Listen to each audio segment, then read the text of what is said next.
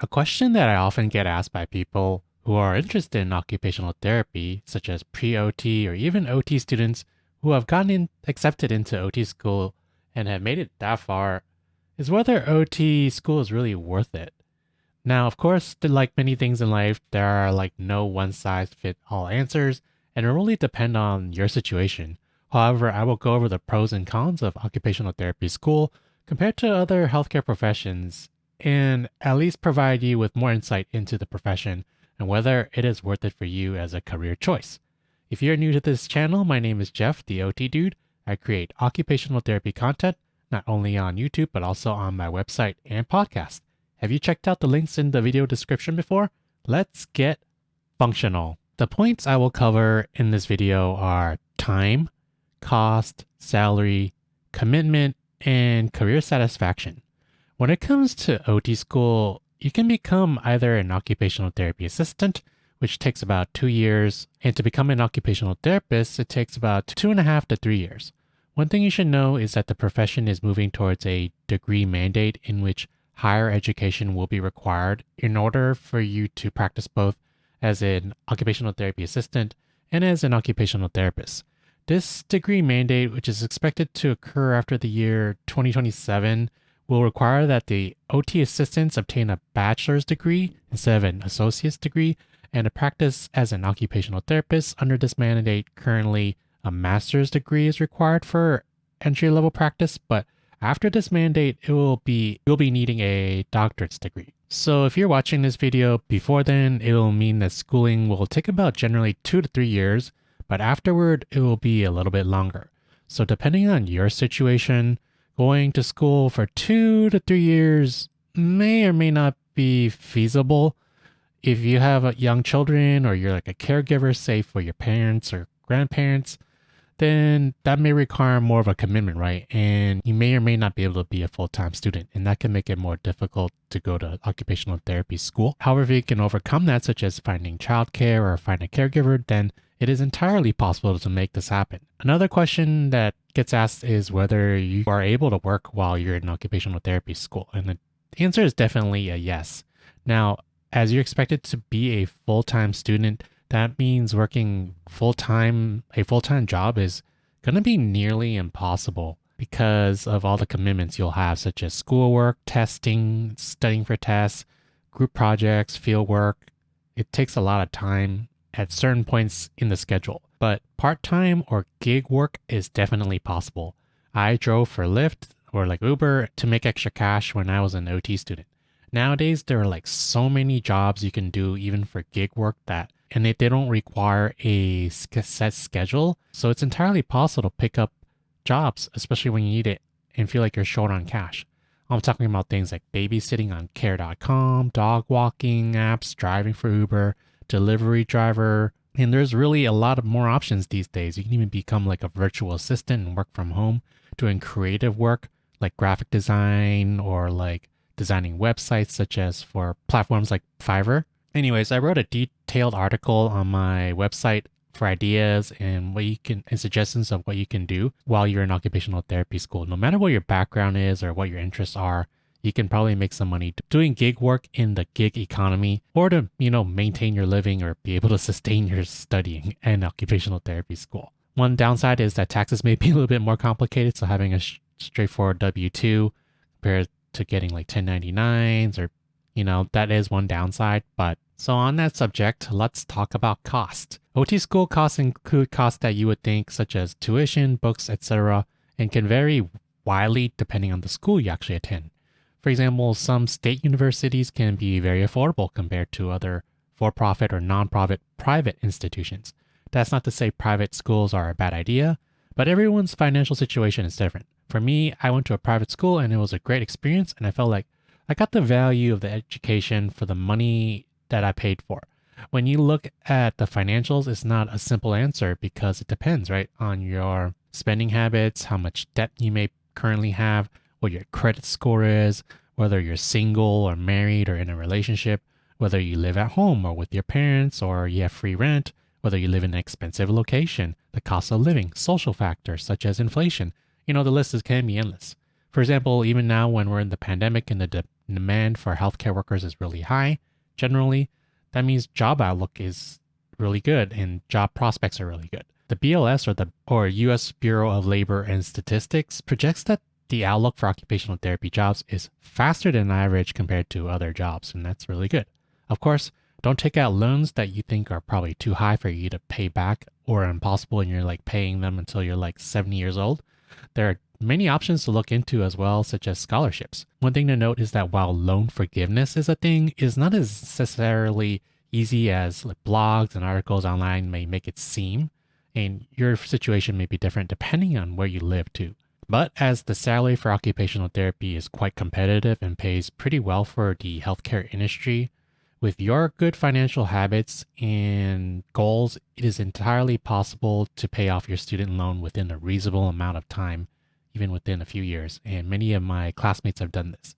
Of course, this is not financial advice and just educational information, but it's something you should consider, which is how you will pay back your student loans, how long it will take, and what to do and what kind of things it will take. You will handle it if things don't go so well, such as in having an emergency, a difficult job market, getting laid off when you work, maybe taking a little bit longer to find your first job, things like that. And whether you have like enough cash on hand or in your emergency fund to maintain your living. And by the way, starting your own practice or even consulting is another thing that occupational therapists can do. And you're not necessarily locked into more like traditional positions such as one-on-one practice or even group practice, group running groups. This is something else that you should consider because if working 9 to 5 isn't for you, it's not necessarily that occupational therapy isn't for you either. And talking more numbers, according to BLS.gov, the median pay in 2020 for occupational therapists was $86,000 or about $41 an hour with a master's degree. Some positions, such as those that are unionized, are nice because you can expect a guaranteed percent raise every year if you meet the requirements. Travel agencies may also have some benefits and pay, and may pay you more especially if you're interested in traveling around and exploring. Like if you're young, you don't have family, may be a good opportunity to do and kind of get your feet wet in occupational therapy in different parts of the country, or even abroad even. I have a post on that on OTDUDE.com if you're interested in working abroad as an occupational therapist. Compared to similar professions such as physical therapy, speech therapies, technicians, PA, nursing even, the tuition can be very similar. And while occupational therapists may make less than compared to other positions such as PA, the job demands are much different, right? And the schooling is different and may be less intense. These are factors to consider, not just the cost of schooling and how much you'll make afterwards, because during times such as the Great Resignation, job satisfaction and work-life balance are very important, or even more important, I would argue, than before. Take nursing, for example. Especially during like the pandemic, we found that there has been very high rates of burnout and even leaving the profession altogether, which is why we're having this crisis of needing travelers, and such as nursing travelers, because of the shortage overall. There's a reason why these nurses are quitting, and it's often not because of the money, because the money can be quite good. And really, there's more to it than that, just money. Let's talk about commitment. How hard is it to stay in OT school? Personally, I found it to be challenging, but not like super difficult either. I would say that I had a tougher time, like with some subjects in my undergraduate studies, such as math and history. I never really liked history. Well, now I appreciate it more, but because I was not interested in it at the time, it's one of the weaknesses in my learning.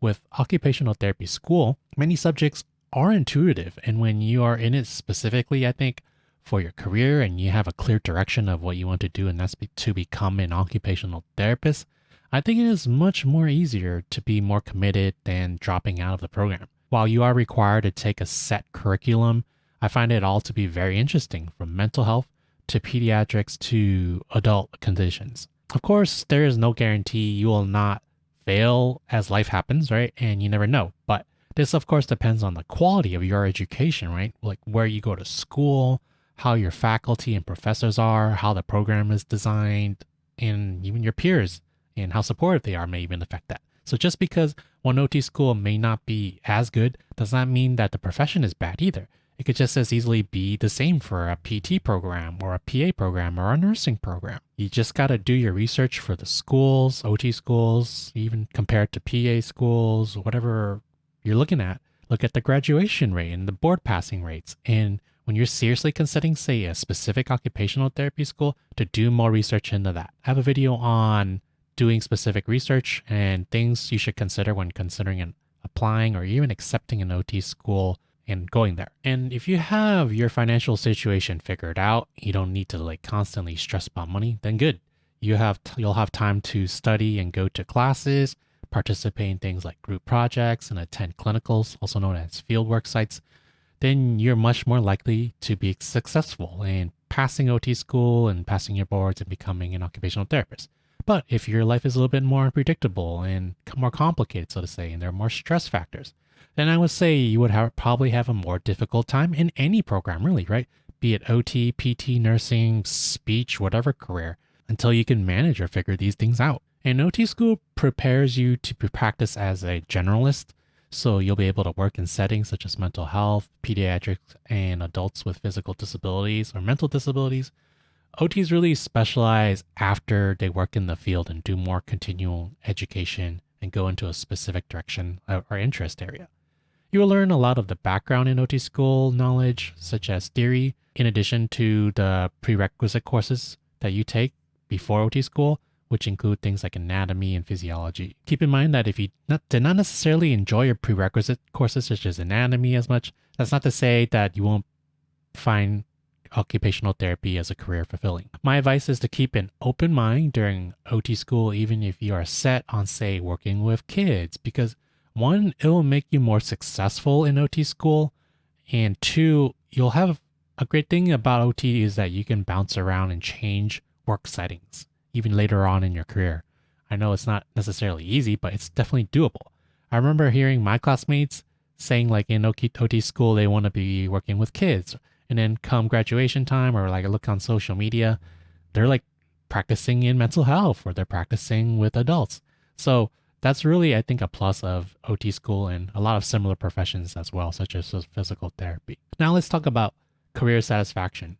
In short, a lot of OTs are satisfied with their career decision, but not all of them are as well, right? And it's kind of, I think, kind of like when you see reviews on products on Amazon.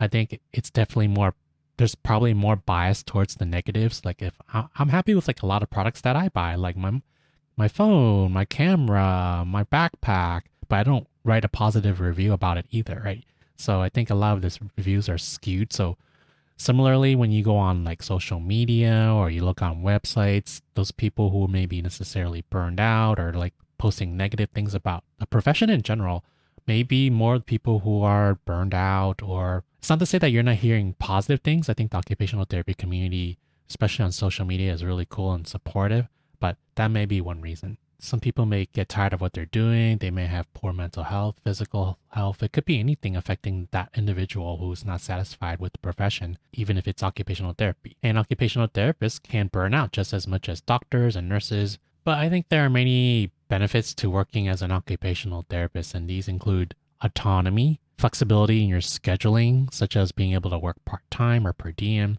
having low stress, at least most of the time anyways, being able to have more creativity and exercising that creativity, fulfillment and satisfaction, finding good work-life balance, and overall contribution to society. Okay, let's talk about some downsides. I think one of them is that a lot of people don't know, like the public don't know what occupational therapists do or what the profession is really. So because of that, a big part of what you will do personally, whether it's at work or even like to your family members, is to educate people about what occupational therapists do and advocate for the profession. Another is that a lot of people feel like occupational therapists are like jack of all trades, but like masters of none. So they're good at doing many things, but not good at doing specific things or doing certain things like really, really well, such as physical therapists are really good at, say, helping people with mobility or strengthening. So imposter syndrome may be another one. I just made a video about why I think personally imposter syndrome for healthcare workers is not a bad thing, and it's actually can be a good thing at times. So be sure to check out that video on my YouTube channel, especially if you're feeling like an imposter. Occupational therapy is an important profession, and a rewarding profession that contributes a lot to society, like other healthcare professions. Most people want to get into healthcare, such as occupational therapy, to help people. I think OT checks many boxes as a career and doesn't have the stresses of, say, like nursing, where you have a much larger patient ratio, even like 20 to 1, I hear nowadays during the pandemic. And in terms of like risks to your health, dealing with diseases, it's still there as an occupational therapist, but it's different. You don't have to do like procedures such as nurses who do like needle injections and have a high risk for, say, needle sticks and contracting diseases. And I think many new grads may often get down because they may not find the ideal job right away or the dream job or in a specific setting that they like. And it takes time and patience.